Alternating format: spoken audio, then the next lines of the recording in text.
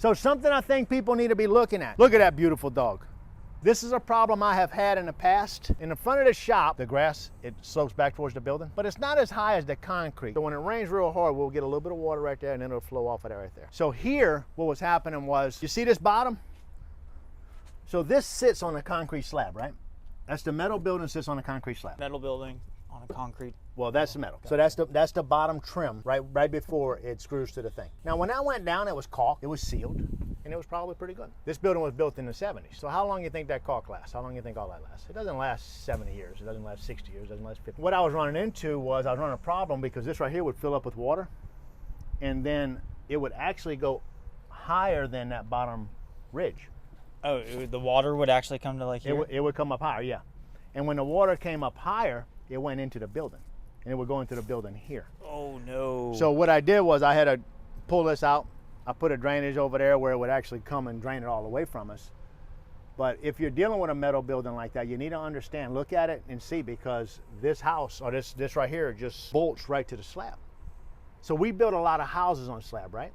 Yes. So the two neighborhoods we bought that neighborhood in Smithville and bought that neighborhood in South Pittsburgh. Both neighborhoods, 57 houses in Smithville, were built in 2006, and the 41 houses that were built in South Pittsburgh were built in 2011 to 2013. All of those houses are built on slab. Same exact scenario as we got right here.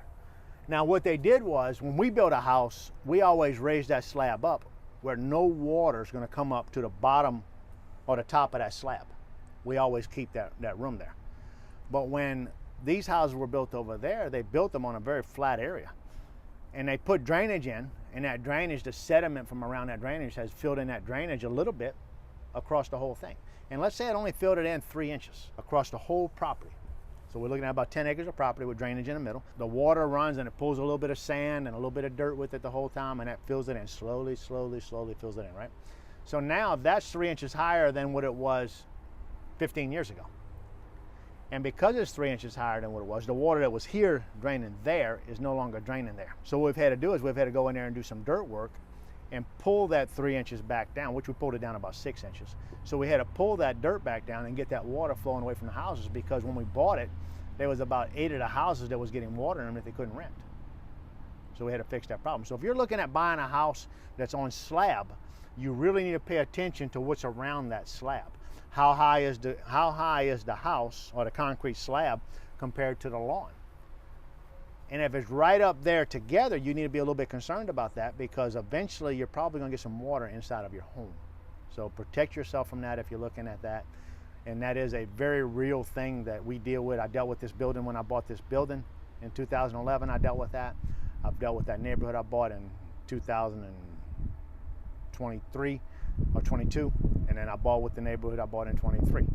And it's a real problem. It's not a hard fix, but it's not a cheap fix either. So pay attention to it.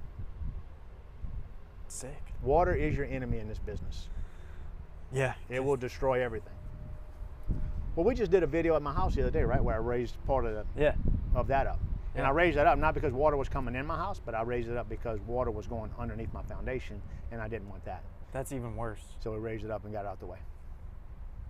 Because, yeah, it's a concrete foundation. Yeah. Don't need it to slip and slide and then break. And then. Well, you just, as that water runs underneath your slab, it's constantly washing them. Water moves. And as water moving underneath there, it's washing stuff out, it's settling, maybe compacting that dirt more, which is causing a void under your slab and different things. You just want to make sure that you don't produce anything that's going to put more water underneath your house. Yeah, and I guess we could see at Mansker Station how they dealt with that. Well, we can look at it. They do have houses that lasted a long time. You know what I mean? Like, why? I know we're going to go investigate that. Where'd my dog know. go?